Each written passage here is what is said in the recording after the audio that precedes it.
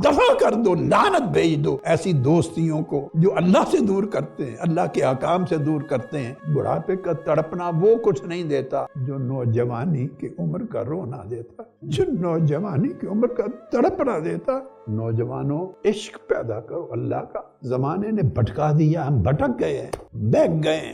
आपकी सोसाइटी ने बर्बाद कर दिया है, दोस्तों ने बर्बाद कर दिया है। बाढ़ में जाएं वो लोग जो आपको अल्लाह से दूर करते हैं। आग लगा दो ऐसी दोस्तियों को जो अल्लाह का रिश्ता कमजोर करते, जो बिलवास्ता आपके अंदर गुनाह की रग़बत पैदा करते हैं, आपका ईमान कमजोर करते हैं। ऐसी दोस्तियों को तोड़ दो, जिंजीरों को तोड़ दो।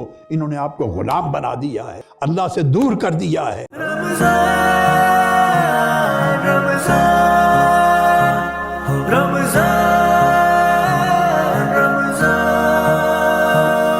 मोहब्बत का उल्फत का रहमत का मौसम मुबारक हो सबको ये रमज़ान मुअज़्ज़म। मोहब्बत का उल्फत का रहमत का मौसम मुबारक हो सबको ये रमज़ान मुअज़्ज़म। ना इसराइल ये जंग जीतेगा, ना अमेरिका ये जंग जीतेगा, ना हिंदुस्तान ये जंग जीतेगा। इंशाअल्लाह ये मार्का भी आलमे इस्लाम जीतेगा।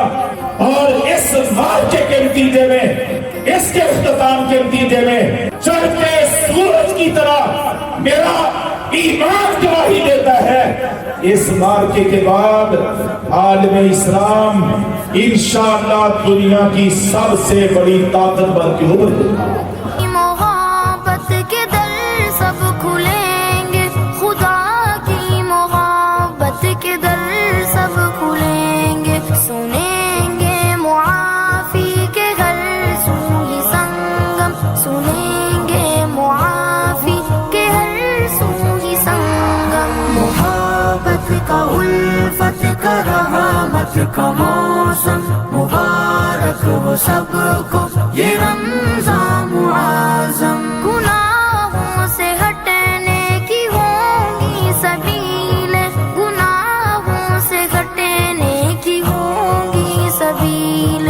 कभी होगा बख्शिश का फरमाने पे। आप जानते हैं कि 24 कैरेट का सोना क्यों महंगा होता है? सोने की तो बहुत सारे इकसाम हैं, मगर 24 कैरेट गोल्ड इसलिए अच्छा होता है कि वो दिखने में अच्छा हो ना हो, वो प्योर होता है। यानी गोल्ड को जलाया जाता है, उसकी हीट के बाद उसके प्योर गोल्ड जब निकलता है तो उसकी कीमत बड़ी निराली होती है। आप जानते हैं रमजान रम्ज से निकला है और उसके माना है गर्मी में जलना। अब इस रमजान में हमने अपने अंदर से रियलिटी, अपने अंदर से सफाई को बाहर निकालना, यानी हम अपने अंदर से अच्छे इंसान बने। रमजान के रोजे मुझे और आपको प्यूरिफाई करें, हमारी बुरी आदतें निकल जाएं। यानी कितनी अजीब बात होगी कि रमजान भी गुजारा और वही टॉक्सिक पर्सनैलिटी है, वही लड़ने झगड़ने की आदतें हैं, वही जनाब अपने अंदर इबादत का शौक नहीं है। तो अगर अपनी वैल्यू बढ़ाना है ना, तो जिस तरह लोहा गर्म 1000 डिग्री में जलकर प्योर बनता है और उसके अंदर से जो बेकार चीजें वो निकल जाती हैं, ऐसे ही माह रमजान में इन रोजों के जरिए अपने अंदर से बुरी आदतों को दूर कीजिए और प्योर गोल्ड बन जाइए। अल्लाह की बारगाह में मकबूल बनना है तो बुरी आदतों को छोड़ना है। आइए माह रमजान में इन तमाम आदतों से किनारा करते हैं और अल्लाह के पसंदीदा बनने की कोशिश करते हैं। मुसब हमारे नाजरीन के लिए थोड़ी आसानी कर दें और ये शायद फरमा दें कि किन अम्वाल पर ज़कात फर्ज है और किन पर नहीं। जी हाँ, देखिए इसमें सबसे पहली चीज है सोना चांदी। ठीक है, ठीक है। सोने का निसाब है 7.5 तोले सोना और चांदी का निसाब है 52.5 तोले चांदी। तो अगर किसी के पास 7.5 तोले सोना या 52.5 तोले चांदी हो और उस पर साल गुजर जाएगा तो इनकी ज़कात अदा करना होगी, पहले नंबर पे। दूसरे नंबर पर उसके पास सोना नहीं है, चांदी नहीं है, लेकिन 10 लाख रुपए अकाउंट में रखे।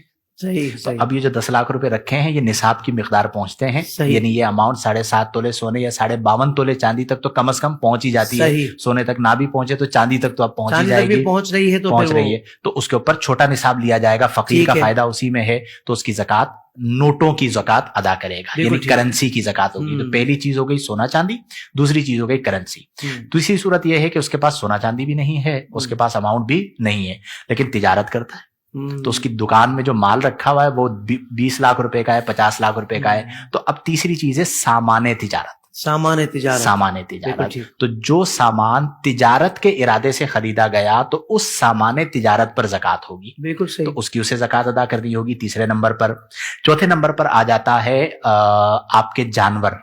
जो जानवर आपने खरीदो फरोख्त के लिए रखे हुए होते हैं या खरीदो फरोख्त के लिए ना भी रखे हुए हो, तो जानवरों पर मुख्तलिफ एतबारात से ज़कात होती है, तो वो चौथी किस्म बन जाती है।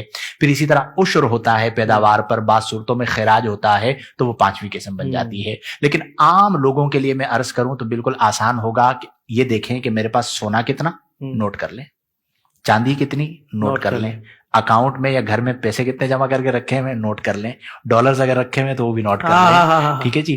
फिर उसके बाद अगर आप बिजनेस करते हैं तो आपके पास माल कितना रखा हुआ है गोदाम में या शॉप पर, उसे नोट कर लें, बहुत अच्छा। और उस सब की कीमत निकलवा लें, बिल्कुल ठीक है। और फिर उसे 40 पर तकसीम कर दें या उसका 2.5% निकलवा लें, जो 2.5% निकलेगा वो आप ज़कात अदा कर दें। वाह वाह वाह, ये तो बहुत आसान करके मुफ्ती साहब ने, मैं समझता हूँ कि ज़कात का हिसाब लगाना हम सबके लिए आसान कर दिया।